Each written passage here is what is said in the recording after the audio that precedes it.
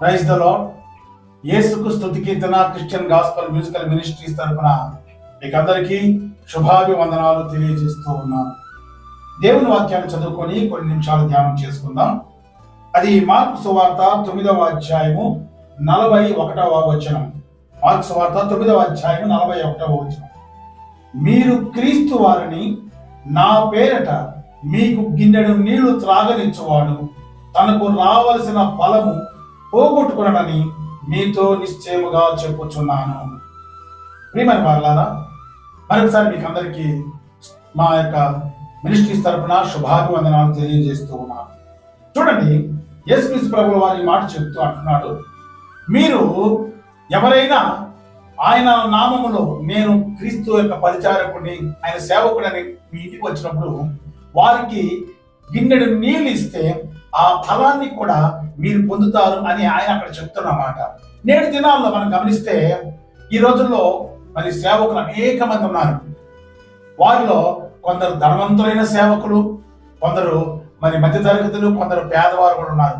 అయితే చాలా మంది కొందరి గురించి కొందరు మరి ధనవంతులుగా ఉన్న ఆ సేవకుల వైపే చూస్తారు, కానీ మరి చాలా పేదరికంలో ఉన్న సంఘ కాపుల వైపు చూడరు. వాళ్ళు తమ ఇంటికి రావడానికి కూడా చాలా మందికి ఇష్టపడరు. కారణం ఎందుకంటే వారు ఇక్కడ హోదాను చూస్తారు, కానీ యేసయ్య సేవను చూడటం లేదు. అందుకే యేసుక్రీస్తు ప్రభువు అంటారు, మీరు నా నామమున ఎవరైనా మీ దగ్గరకు వస్తే వారికి మరి ఒక గ్లాసు నిండా నీళ్ళు ఇస్తే చాలు, ఆ ఆశీర్వాదాన్ని మీరు పొందుతారు అని అంటున్నారు. నిజమే, నేటి దినాల్లో ఒకవేళ మనం ఈ తప్పు చేస్తూ మనకు రావాల్సిన ఫలాన్ని పోగొట్టుకుంటున్నామేమో, జాగ్రత్త. అయితే ఒక చరిత్రను మీకు వివరిస్తాను. దేవుని యొక్క సేవకుని గమనించి ఆయన్ను ఆతిథ్యం ఇవ్వడం ద్వారా ఒక స్త్రీ ఎంత మేలు పొందిందో ఈరోజు మన చరిత్రలో చూద్దాం. 2వ రాజుల గ్రంథం 4వ అధ్యాయంలో 8వ వచనం నుంచి అక్కడ ఒక మంచి చరిత్ర ఉంది. మరి దేవుని యొక్క శిష్యుడైన ఎలీషా షూనేము పట్టణానికి వచ్చాడు. ఆ షూనేము పట్టణానికి వస్తేనే అక్కడ గనురాలైన స్త్రీ, ఆమె పేరు లేదు కానీ గనురాలైన స్త్రీ అని ఆమెను గురించి వ్రాయబడింది. ఈ గనురాలైన స్త్రీ ఎలీషా దగ్గరికి వెళ్ళి బ్రతిమలాడిందంట, అయ్యా ఒక్కరోజు ఈరోజు మా ఇంటికి వచ్చి భోజనం చెయ్యా, అయ్యా ఈరోజు నువ్వు మా ఇంట్లో ఉండాలయ్యా, మా ఇంటికి వచ్చి భోజనం చెయ్యని ఆయన్ని బ్రతిమలాడినప్పుడు మరి ఎలీషా ఆమె ఇంటికి వెళ్ళి భోజనం చేశాడు. అప్పటి నుండి ఎలీషా ఎప్పుడు షూనేము పట్టణానికి వచ్చిన ఆ గనురాలైన స్త్రీ ఇంటికి వెళ్ళి భోజనం చేస్తూ ఉండేవాడు. చూడండి, ఆ స్త్రీ ఆయనలో నిజమైన సేవకుడిని గమనించింది.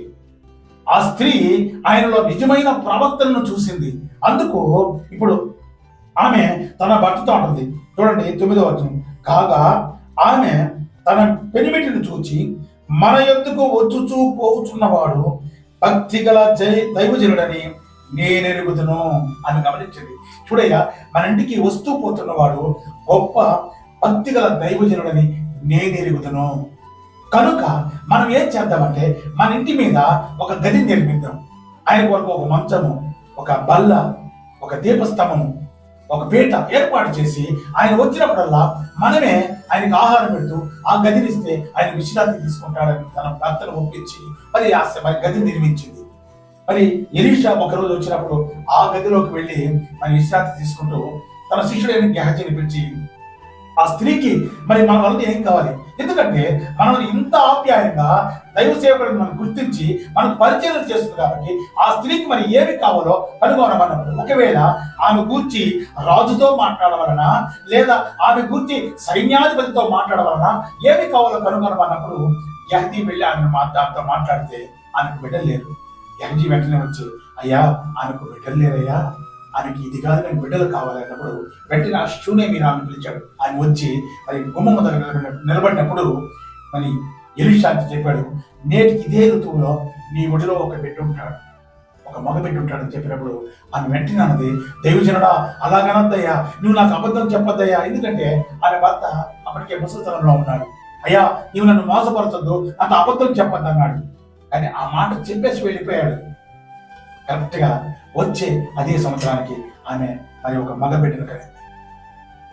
ప్రియమైన వల్ల గమనించండి, దేవుని యొక్క శక్తి ఎలా ఉంటుందో ఈ చరిత్ర ద్వారా రుజువు అవుతుంది. ఆమె దైవజనుడు, ఆయన నిజమైన దైవ సేవకుడు అని గుర్తించింది. మరి మీరు ఈరోజు అనేక మంది సేవకులు వస్తారు, గుర్తించండి. మన ఇంటికి వస్తున్న వాడు నిజమైన సేవకుడు అని గుర్తించండి. మీరు ఏమి చేయగలరో, ఆ సేవకునికి ఏమి ఇవ్వగలరో అది చేయండి. దాని ఫలాన్ని మీరు పొందుతారు. అక్కడ అన్నాడు గిన్నెడు నీళ్లు అన్నాడు యేసుక్రీస్తు ప్రభు. గిన్నెడు నీళ్ళు ఇస్తే చాలు దాని ఫలం అన్నాడు. ఇక్కడ మరి షూనేమీరాలు బెన్నులాలు ఏం చేసిందంటే ఆయన కొరకు ఒక గది కట్టించింది, ఆయన కొరకు మంచము, మరి బల్ల, మరి దీపస్తంభం అన్ని ఏర్పాటు చేసింది. మంచి భోజనంతో ఆయన తృప్తిపరుస్తుంది. ఈరోజు ఆయన జీవితాన్ని మార్చేశాడు. ఆయన ప్రవచించాడు దేవుని నామంలో, ఇదిగో నేడు వచ్చే సంవత్సరం నీకు ఒక బిడ్డను దేవుడిస్తాడు అన్నప్పుడు ఆమె బిడ్డను పొందుకున్నది. నిజమే ప్రియమైన వాళ్ళారా, ఈరోజు దైవ సేవకుడు మన కొరకు ప్రార్థిస్తాడు. దేవుని సేవకుడు మన కొరకు దేవుని తండ్రితో విజ్ఞాపన చేస్తాడు. మన కష్టంలో, మన నష్టంలో, మన ఆనందంలో, మన దుఃఖంలో, మన ప్రతి విషయంలో దైవ సేవకుడు మనతో ఉంటాడు. అది మనం గుర్తించి మనము ఆయనకి చేయగలిగిన పరిచయం చేయగలిగితే మనం ఏ విధంగా దైవ సేవకుడిని మరి మనం ఆదుకోగలము. దైవ సేవకుడు ఒకరి పేదపడితే మనం ఆయనకి ఏం చేయగలము మనం చేస్తే ఆ ఫలాన్ని మనం పొందాం. పరిచర్యలో దైవ సేవకుడికి మనం మరి ఆయన మనం ప్రోత్సహిస్తూ ఆయనకు మనం ఇవ్వవలసింది ఇస్తే ఆ ఫలాన్ని మనం ఖచ్చితంగా రెండంతలుగా పొందుకుంటాం. ఈరోజు ప్రారంభిద్దాం. దేవుడు అట్టి కృప మనకు దయచేసి కాపాడుగాక. ఆమేన్. ప్రార్థన చేసుకుందాం. తండ్రి నీకు వందనాలయ్యా, చెప్పబడిన మాటలు దీవించండి.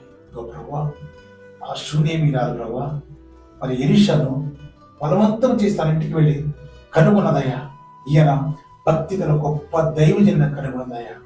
మేమైతే ప్రభు ఈ లోకంలో ఎందరో సేవకులు వస్తూ పోతున్నారు, కానీ మేము కూడా వారిని గుర్తిరిగి వారికి ఉక్కడి నీళ్ళు ఇచ్చి ఆశీర్వాద ఫలాన్ని పొందుకునే అవకాశాన్ని ప్రభు మేము చాలాసార్లు చేదార్చుకున్నామయ్యా. ఈ వాక్యం ద్వారా మాతో మాట్లాడండి. నీ చిత్తముల మమ్మల్ని ఉంచమని నీ కృప మాతో వచ్చి నీ సన్నిధిలో దైవ సేవకులను ప్రభు మేము ప్రోత్సహించే వాళ్ళంగా, సేవకు వారిని ముందుకు నడిపించే వారంగా, వారితో కూడా సేవలో పాల్గొనే భాగ్యాన్ని మాకు దయచేయమని యేసు నామములో ప్రార్థిస్తున్నాము తండ్రి. ఆమేన్.